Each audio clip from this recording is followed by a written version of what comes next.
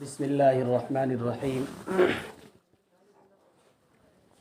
الحمد للہ رب العالمین والصلاة والسلام علی سید الانبیاء والمرسلین وعلی آلہ واصحابہ وذریاتہ واہل بیتہ اجمعین اما بعد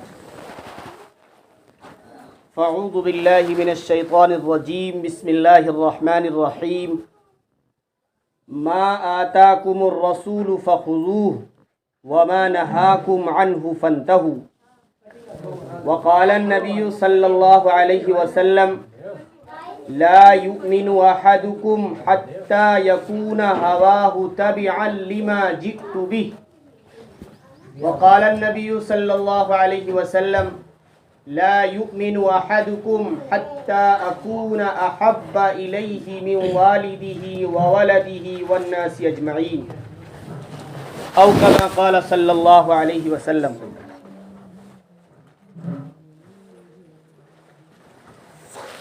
محترم سامعین کرام،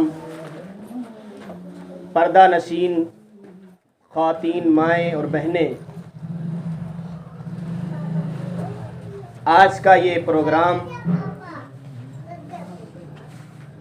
جس نسبت سے منعقد ہوا ہے وہ نسبت ایک نبی کریم صلی اللہ علیہ وسلم کی سنت کی نسبت سے منعقد ہوا ہے۔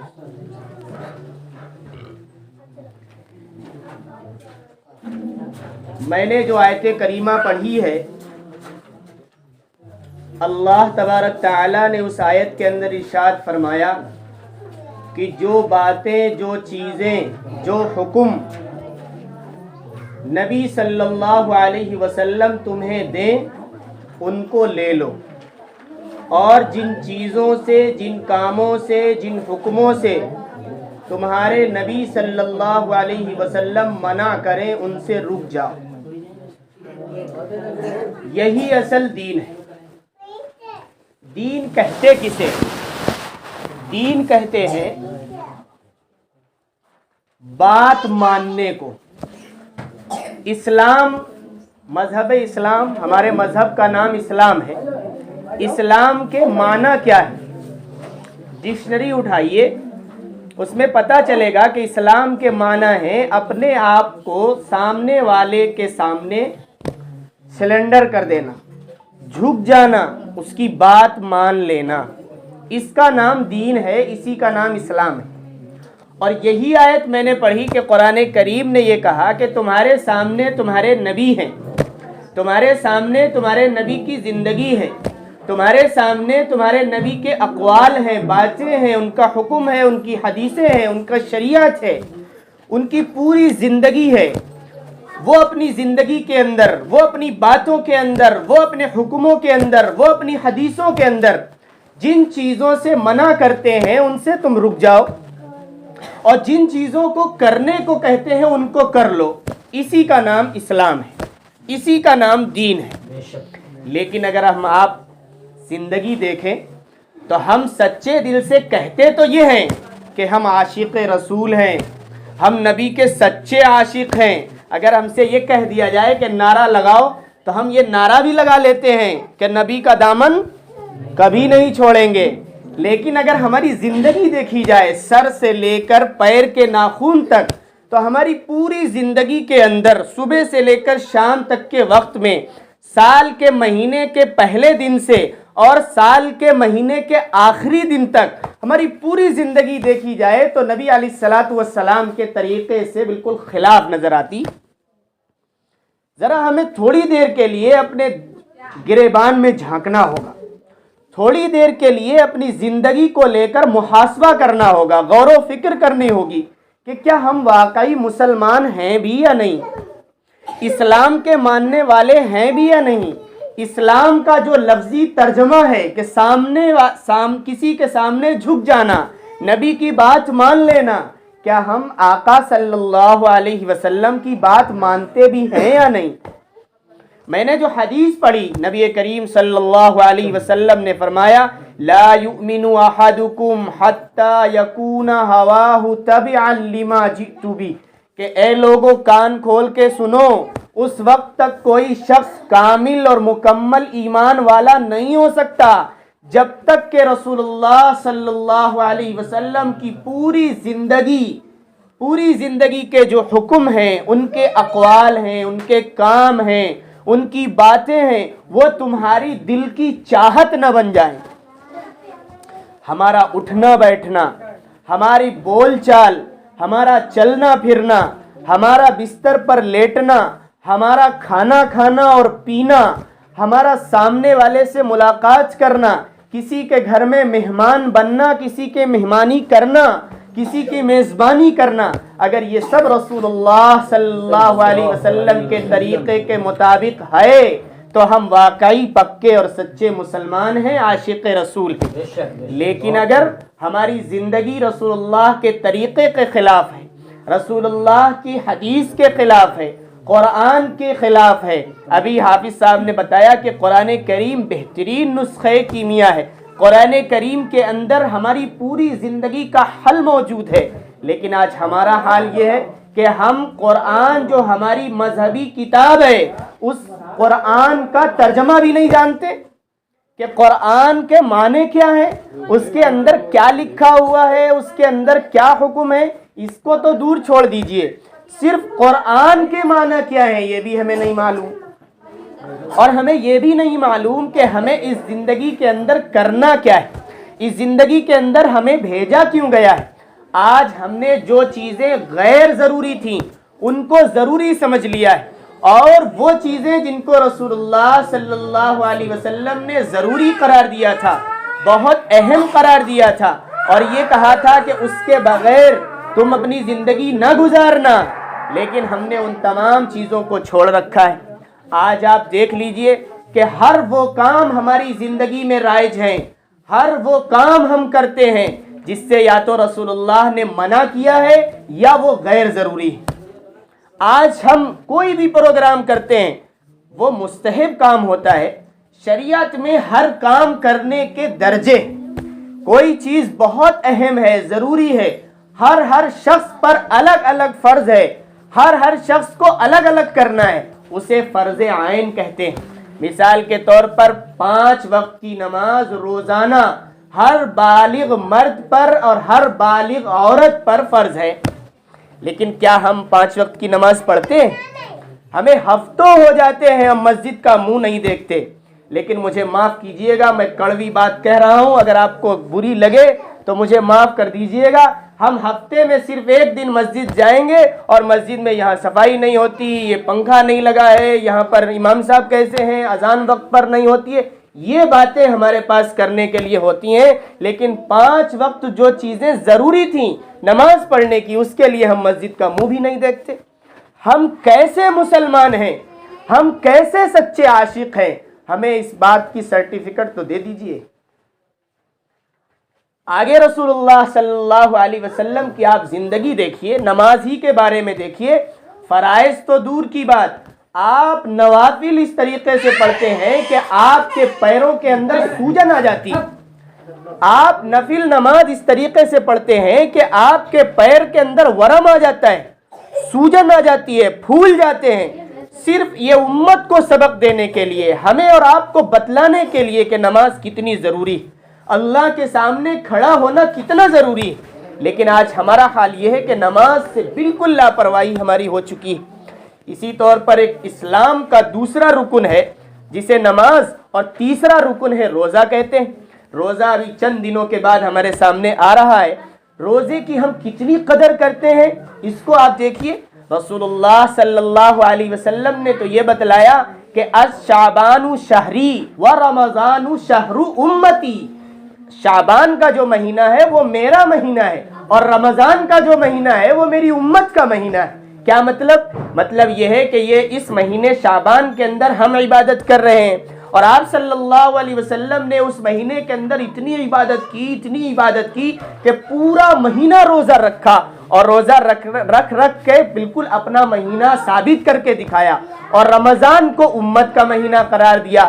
کیا بتلایا کہ پورا سال ہم نے گناہوں میں کاٹا، پورا سال اللہ کے حکموں کی خلاف ورزی میں کاٹا، पूरा साल हमने गलत कामों में काटा, पूरा साल हमने झूठ बोल कर गुजारा, पूरा साल हमने गिबत करके गुजारा, पूरा साल हमने धोखाधड़ी करके गुजारा। लेकिन रमजानुल मुबारक का महीना ऐसा है कि अल्लाह रब्बुल इज्जती वल जलाल ने हमें नेकियां कमाने का, इबादत करने का एक सीजन दिया है कि हर शख्स का, हर कारोबारी का एक सीजन होता है। कपड़ा बेचने वाले का एक सीजन होता है, वो कहता है कि मेरा सीजन चल रहा है, इसमें मेरी बिक्री ज्यादा होती है, लिहाजा इस वक्त कुछ नहीं, मेरा कारोबार है।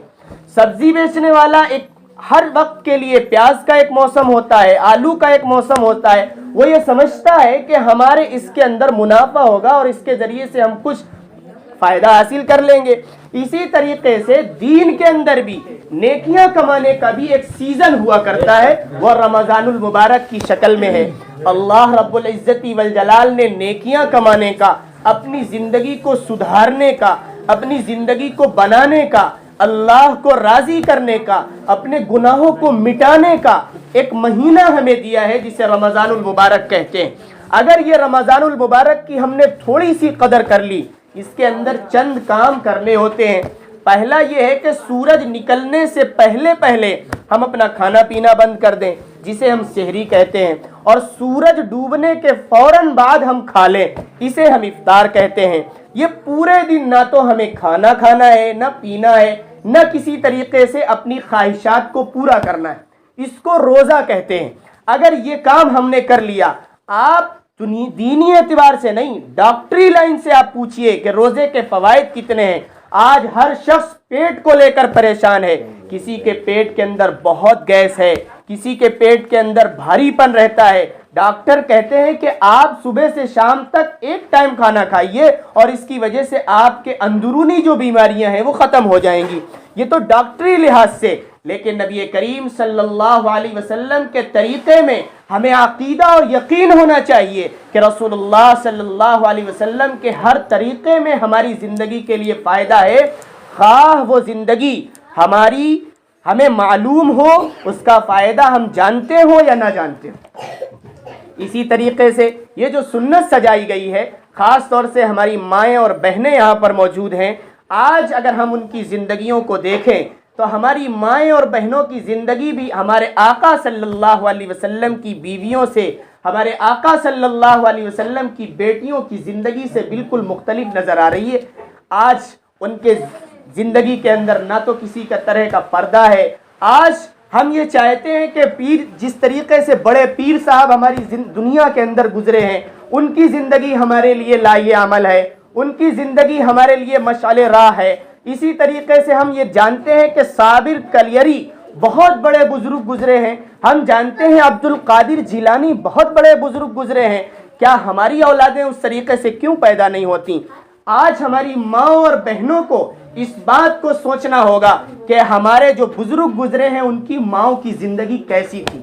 आज हम ये सोचते हैं कि हमारा बेटा नमाजी बन जाए, आज हम ये सोचते हैं कि हमारे बच्चा सच बोलने लगे, आज हम ये सोचते हैं कि हमारे बच्चे के अंदर वालिदैन की फरमाबरदारी हो जाए, आज हम ये सोचते हैं कि हमारा बच्चा अपने वालिदैन की बात मानने वाला हो जाए। लेकिन इन तमाम कामों के लिए सबसे पहले हम माँ बाप को तैयार होना होगा। आप देखिए कि जो भी छोटा सा बच्चा है, उसकी जो दिमाग की मेमोरी है वो बिल्कुल खाली हुआ करती है, उसके अंदर कुछ नहीं होता। एक छोटी सी मिसाल देता हूँ कि एक किसी बादशाह ने ये कहा था कि मेरे महल जो है, उस महल के अंदर छोटे छोटे बच्चों को छोड़ दिया जाए। 4-5 बच्चे वहाँ छोड़ दिए गए और उन्होंने ये कहा कि मैं ये देखना चाहता हूँ कि ये बच्चे जब बड़े होंगे तो कौन सी ज़बान बोलते हैं, उर्दू बोलते हैं, अरबी बोलते हैं, इंग्लिश बोलते हैं, क्या बोलेंगे। और वहाँ पर कोई भी, ना मर्द ना औरत, कोई दूसरा आदमी वहाँ किसी भी ज़बान में बात नहीं करेगा, बस उसकी देख रेख होगी, उनको खिला पिला दिया जाएगा, बाकी वहाँ उस महल के अंदर कोई लफ्ज़ बोला नहीं जाएगा। जब वो बच्चे बड़े हुए, बोलने के लायक हुए, तो उन बच्चों की ज़बान गूंगी थी, वो बोल ही नहीं रहे थे। तो किसी ने पूछा कि ये बच्चे बोल क्यों नहीं रहे हैं? तो उन्होंने कहा बात यह है कि इनके सामने किसी ने बोला ही नहीं, तो वो बोले क्या? पता ये चला कि बच्चे के सामने जो काम किया जाएगा बच्चा वही काम करेगा। आज हमारे बच्चे हैं جب وہ چھوٹے سے بڑے ہونے لگتے ہیں، بولنے لگتے ہیں، تو عربی زبان میں بولتے ہیں کیا؟ انگلش زبان میں بولتے ہیں؟ نہیں، ہم جو زبان بولتے ہیں، چاہے وہ اردو ہو، ہندی ہو، وہ زبان بولتے ہیں۔ یہی بات ہے کہ ہمارے بچے وہی چیز سیکھتے ہیں جو ہم انہیں سکھاتے ہیں۔ اگر آج ہمارے اندر سچ بولنا ہے تو ہمارے بچے سچ بولیں گے۔ آج ہماری ماں اور بہنوں کے اندر اچھائیاں ہیں، نماز کی پابندی ہے، جھوٹ نہیں بولنا آتا ہے، بے پردگی نہیں آتی ہے، تو ہمارے یہ بچے بھی بڑے ہو کر کے یہی کام کریں گے۔ آج ہمارا حال یہ ہے کہ ہم روتے ہیں اور گڑگڑاتے ہیں، اور ہم یہ سمجھتے ہیں کسی بھی عامل صاحب کے پاس گئے، بھائی یہاں تعویذ کر دو، گنڈا کر دو تاکہ ہمارا بچہ سدھر جائے۔ مسئلہ صرف اتنا ہے کہ ہم نے ان بچوں کی تربیت کتنی کی ہے، ان بچوں کو آقا صلی اللہ علیہ وسلم کا طریقہ کتنا سکھایا ہے۔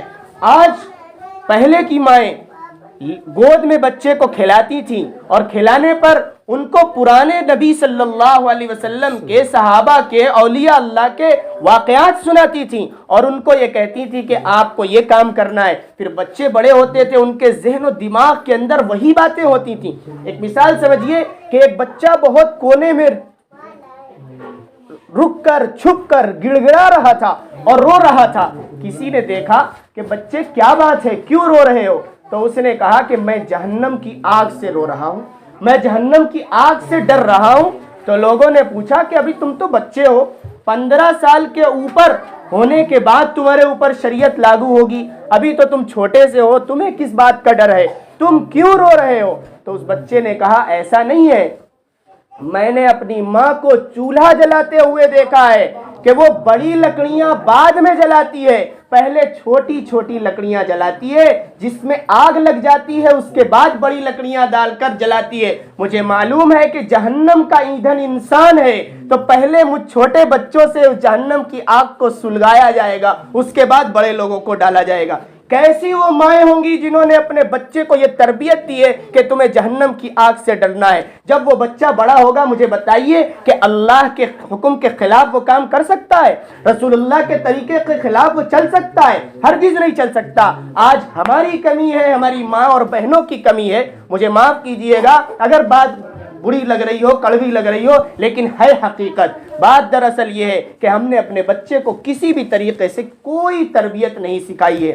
ہم یہ سوچتے ہیں کہ ہمارا بچہ سیدھے ہاتھ سے کھانے والا بن جائے، تو کیوں نہیں ہم دسترخوان بچھاتے ہیں اور اپنے بچے کو سکھائیں کہ ہمارے آقا صلی اللہ علیہ وسلم جب بھی کھانا کھاتے تھے تو دسترخوان بچھا کر کھانا کھایا کرتے تھے۔ اس لیے میرے پیارے بیٹے اے بیٹی، تم بھی دسترخوان بچھا کے کھانا کھایا کرو۔ کیوں ہم نہیں سکھاتے کہ رسول اللہ صلی اللہ علیہ وسلم کھانا بیٹھ کر کھایا کرتے تھے، لہذا کبھی کھڑے ہو کر نہ کھانا؟ کیوں ہم نہیں سکھاتے کہ رسول اللہ صلی اللہ علیہ وسلم دائیں ہاتھ سے کھایا کرتے تھے، بائیں ہاتھ سے ہرگز مت کھانا؟ کیوں ہم نہیں سکھاتے کہ رسول اللہ صلی اللہ علیہ وسلم کا طریقہ اور ان کے صحابہ کا طریقہ یہ تھا کہ جب بھی وہ گھر میں داخل ہوا کرتے تھے السلام علیکم ورحمۃ اللہ کہہ کر داخل ہوا کرتے تھے۔ حدیث ہے جس گھر کے اندر لوگ سلام کر کے داخل ہوں گے اس گھر کے اندر سلامتی آئے گی، اس گھر میں بیماریاں اور مصیبتیں کم ہوں گی، اس گھر کے اندر رحمت کے فرشتے داخل ہوں گے، اس گھر کے اندر برکت نازل ہوگی۔ لیکن آج مجھے افسوس کے ساتھ کہنے دیجئے کہ سلام ہمارا صرف مہمان آتا ہے وہ کرتا ہے، ہمیں توفیق نہیں ہوتی۔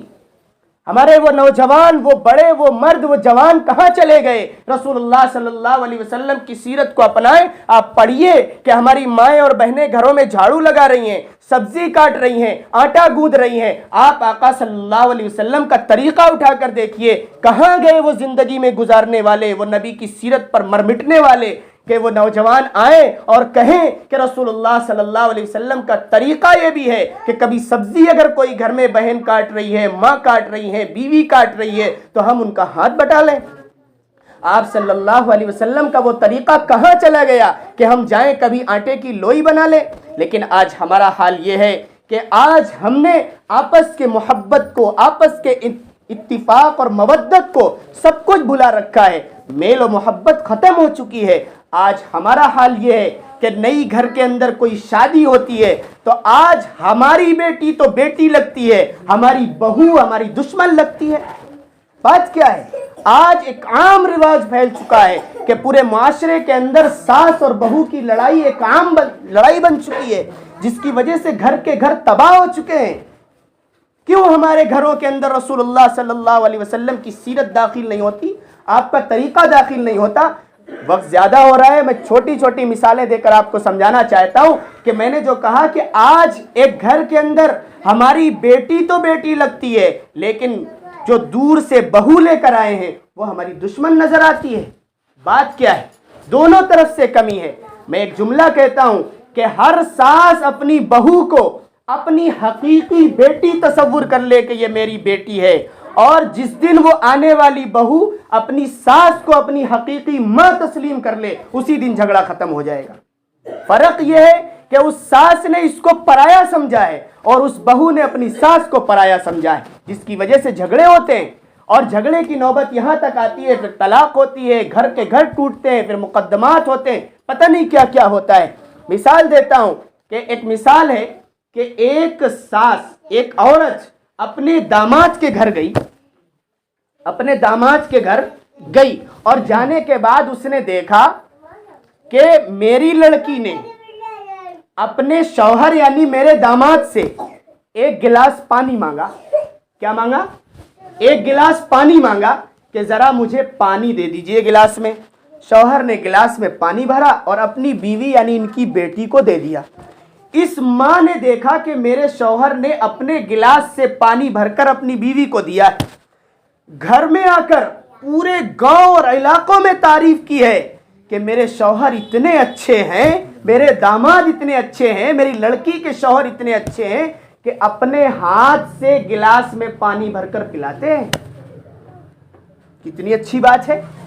لیکن جو بہو ان کے گھر میں ہے، اگر اس لڑکی نے اپنے شوہر یعنی ان کے بیٹے سے پانی مانگ لیا تو اب دشمنی، پورے گاؤں میں یہ بوال کاٹ دیا کہ بات یہ ہے کہ ایک کام تک کرتی نہیں ہے، کام چور ہے۔ کیوں؟ اس لیے کہ اپنا گلاس بھی اپنے شوہر سے بھر کے مانگتی ہے۔ یہ اختلاف کیسا، یہ تضاد کیسا؟ آپ کی بیٹی کو آپ کے داماد نے پانی بھر کر دیا، اس کی تو تعریف پورے محلے میں ہوئی، اور آپ کی بہو نے اپنے شوہر سے یعنی آپ کے لڑکے سے پانی مانگ لیا، تو اس میں برائی کیا ہے؟ وہ بھی تو اس کا شوہر ہے۔ آقا صلی اللہ علیہ وسلم کی یہ سیرت نہیں ہے کہ دونوں میں اختلاف کیا جائے۔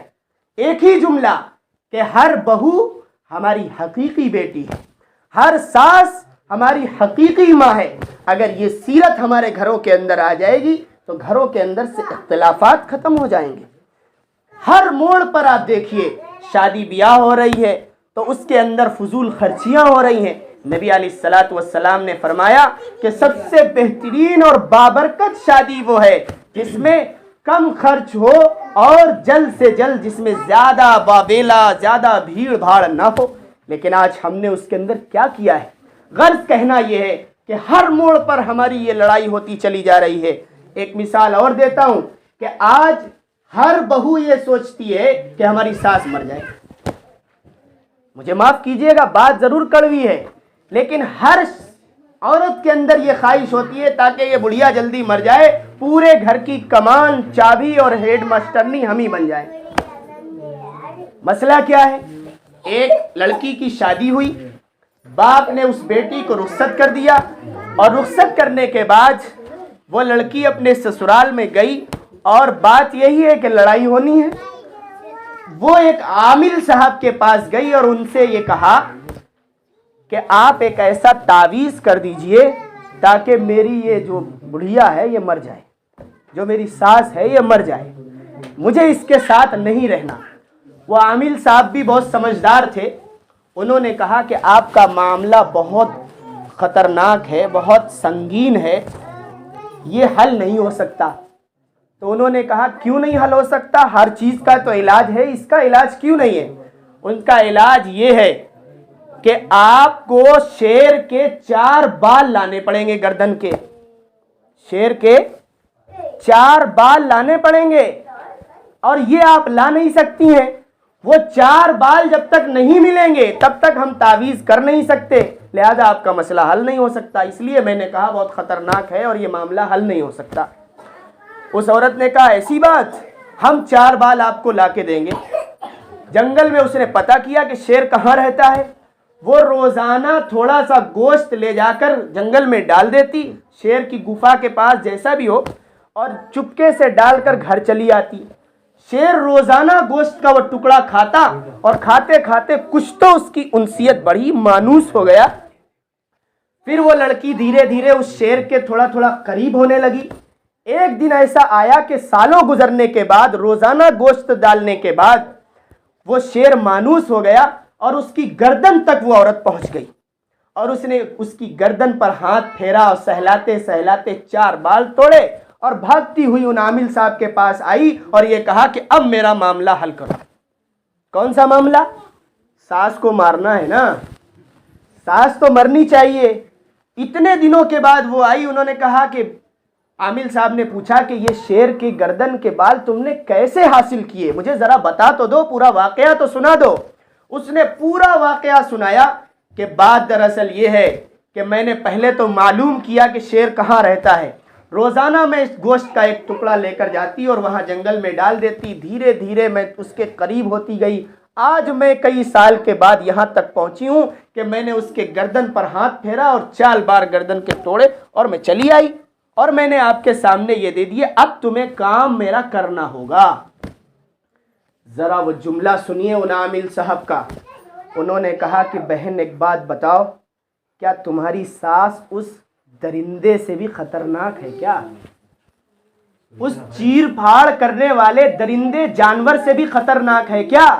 کیا تم نے جس طریقے سے ایک چھوٹا ٹکڑا ڈال ڈال کے شیر کو اپنی محبت میں گرفتار کر لیا ہے، کیا اسی طریقے سے اس کی خدمت کر کے، اس کے سر میں تیل لگا کے، اس کے پیر دبا کر کے، اس کو نہلا کر کے، اس کے کپڑے دھو کر کے، اس کی کسی بھی طریقے سے خدمت کر کے تم نے اپنی اس ساس کو اپنی محبت میں گرفتار نہیں کر پایا؟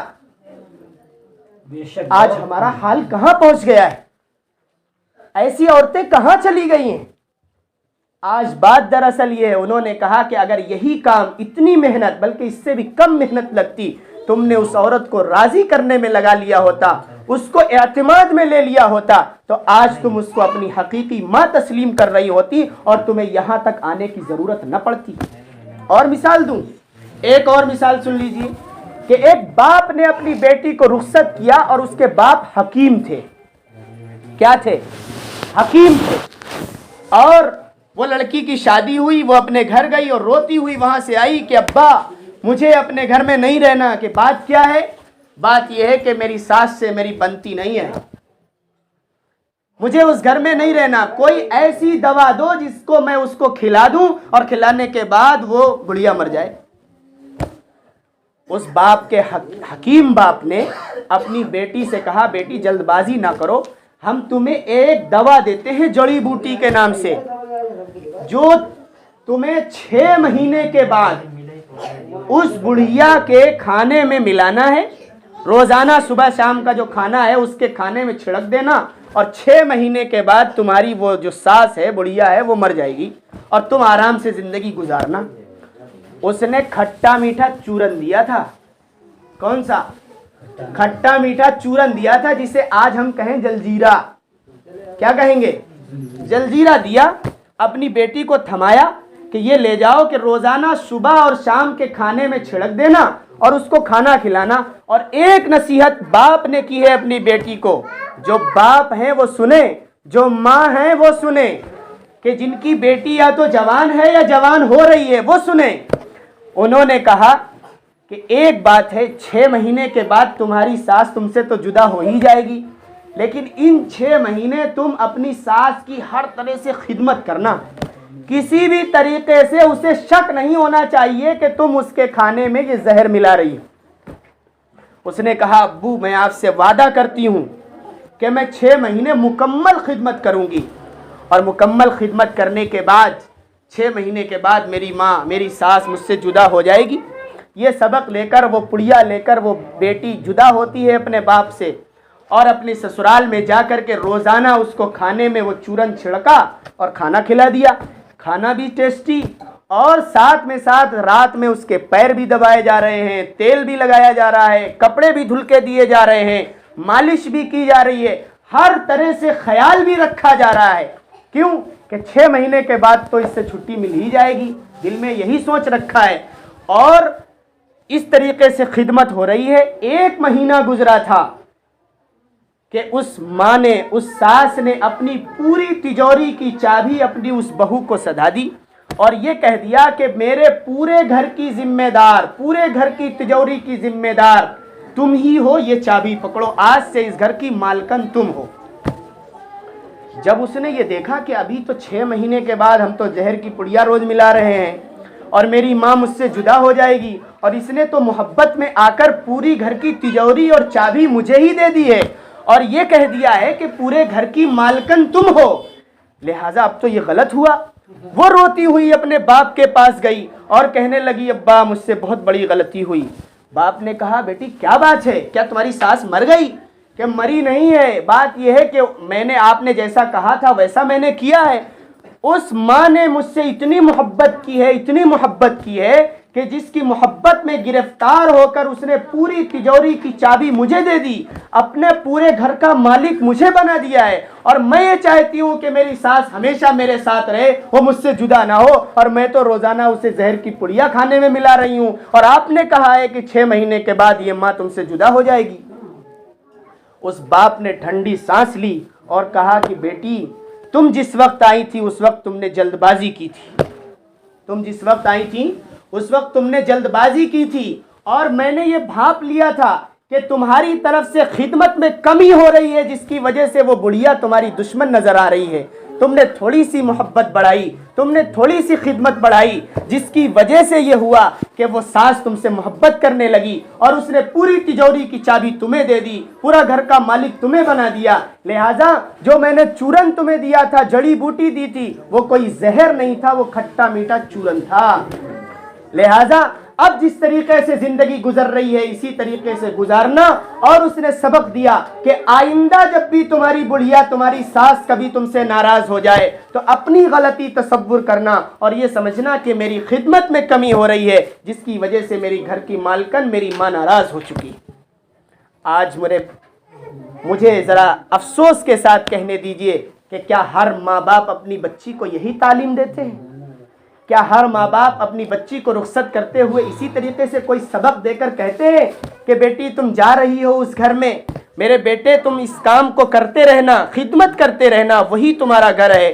کیا یہ سبق ہم نہیں دیتے؟ مجھے معاف کیجئے گا کہ اگر میری بیٹی نے کوئی مجھ سے شکایت کی تو فوراً ہم نے موبائل اٹھایا اور فون لگایا کہ تو ابھی چلی آ، جس حال میں ہے ویسے ہی چلی آ، اور ہم نے بلا لیا. جس کی وجہ سے یہ ہوتا ہے گھر ٹوٹتا ہے، گھر کے اندر اختلاف اور انتشار بڑھتا ہے.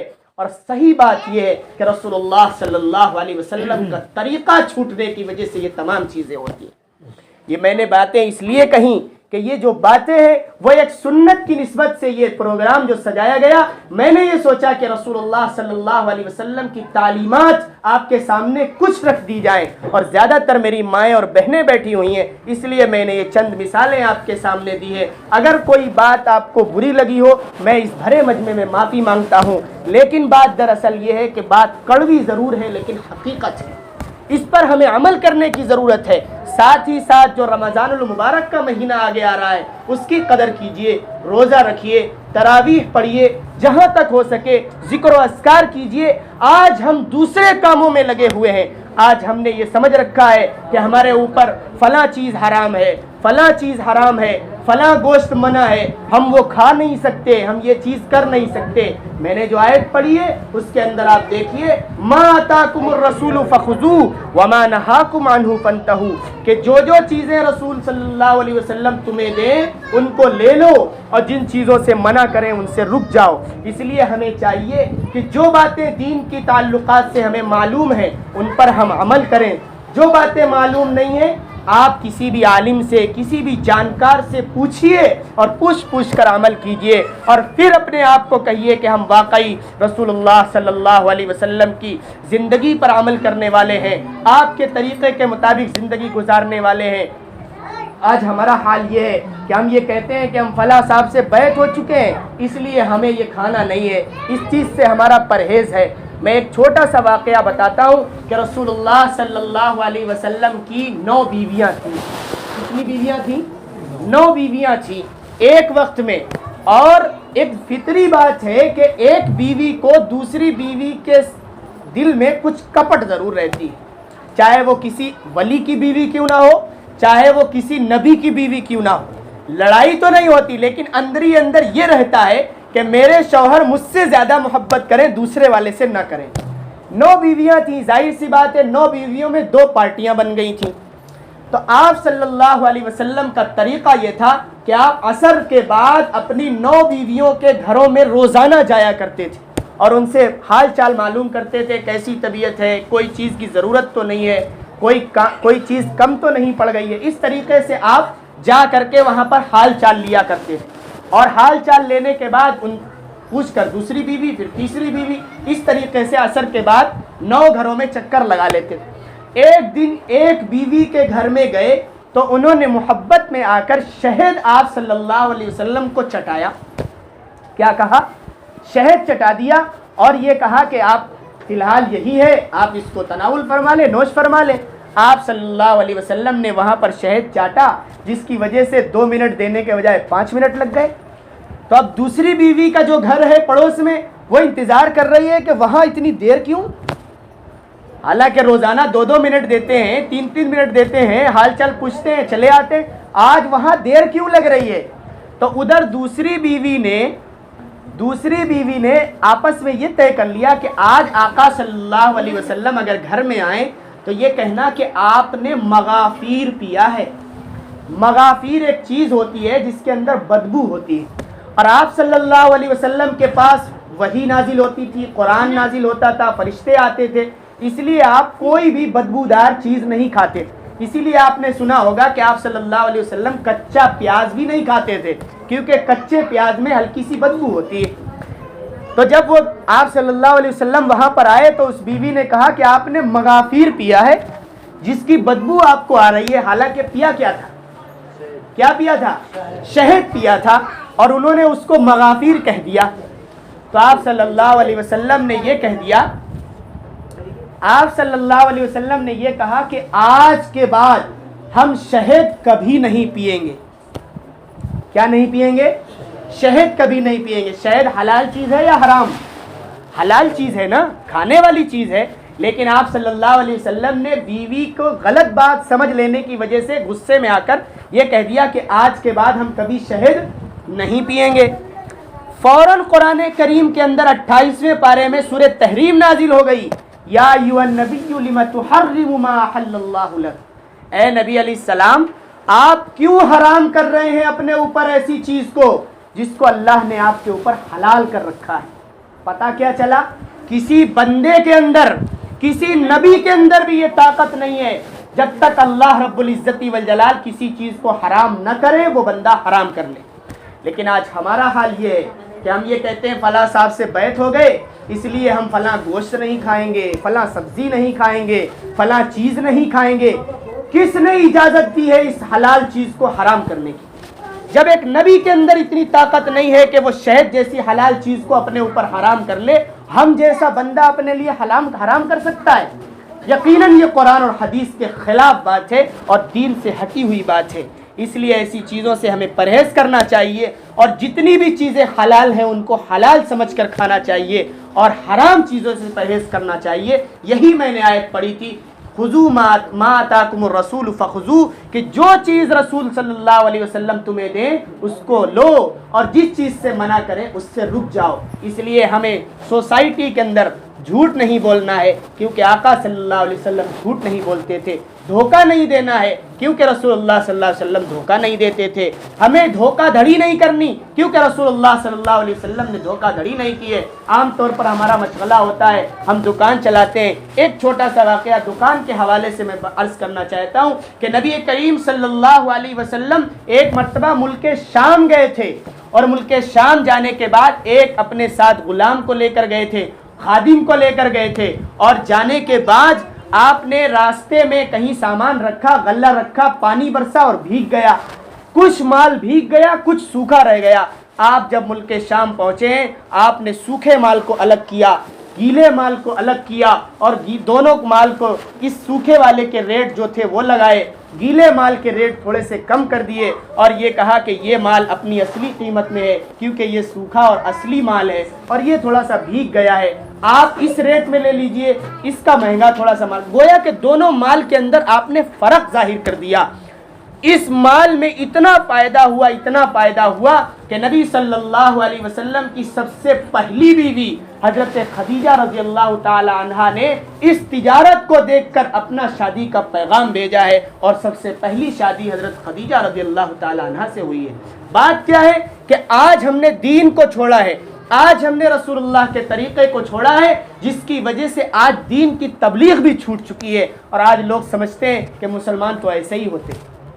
ایک جملہ مجھے کہنے دیجئے کہ کسی عیسائی نے کہا تھا کہ مسلمانوں کے پاس جو دین ہے، جو مذہب ہے، جو قرآن ہے، جو تعلیمات ہیں، وہ دین دنیا کا سب سے بہترین مذہب ہے، دنیا کا سب سے بہترین مذہب ہے، کیونکہ بچہ جب سے پیدا ہوتا ہے اس وقت سے لے کر جب تک وہ مر جاتا ہے اس وقت تک اور اس کے بعد تک کی رہنمائی یہ دین اسلام کرتا ہے۔ لیکن مجھے افسوس کے ساتھ وہ اگلا جملہ کہنے دیجئے جو کسی غیر نے کہا تھا، لیکن دنیا کی سب سے بدترین قوم مسلمان ہے۔ رونے کا مقام ہے، کیوں کہ آج ہم نے جس کے پاس ایک بہترین دین ہو، دنیا کا سب سے اعلیٰ اور افضل دین ہو، اس دین کو چھوڑ کر غیروں کا طریقہ ہماری زندگی میں ہو، غیروں کے طریقے کے مطابق ہماری زندگی گزر رہی ہو، اور آج ہم یہ سمجھیں کہ ہم مسلمان ہیں۔ کہاں سے مسلمان ہیں؟ نہ تو ہمارا چہرہ رسول کے ماننے والوں کا لگتا ہے، نہ ہمارا لباس رسول کے ماننے والوں کا لگتا ہے، نہ ہمارے گھر کے اندر ماحول ماننے والوں کا لگتا ہے، نہ ہمارا آپس میں ملنا اور جلنا رسول کی طرح لگتا ہے، نہ ہمارا آپس میں ایک ساتھ دوسرے سے گفتگو کرنا رسول اللہ سے لگتا ہے۔ کسی بھی طریقے سے دنیا کے کسی بھی شعبے میں رسول اللہ صلی اللہ علیہ وسلم کا طریقہ اور سنت نظر نہیں آتی، اور پھر بھی ہم دھڑلے سے کہہ سکتے ہیں کہ ہم تو سچے عاشق ہیں۔ کس بات کے؟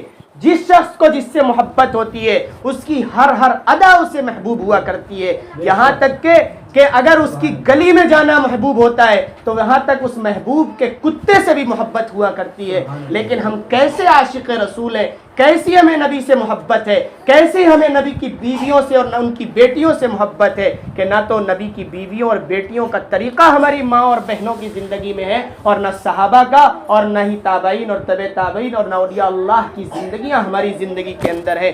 اللہ رب العزت والجلال سے دعا کرتے ہیں کہ رب ذوالجلال دین کی صحیح سمجھ ہمیں عطا فرمائے، جو باتیں ہمیں معلوم ہیں ان کو صحیح طریقے سے ادا کرنے کی، عمل کرنے کی توفیق مرحمت فرمائے، اور جو چیزیں ہمیں معلوم نہیں ہیں ان کو پوچھ کر عمل کرنے کی توفیق مرحمت فرمائے۔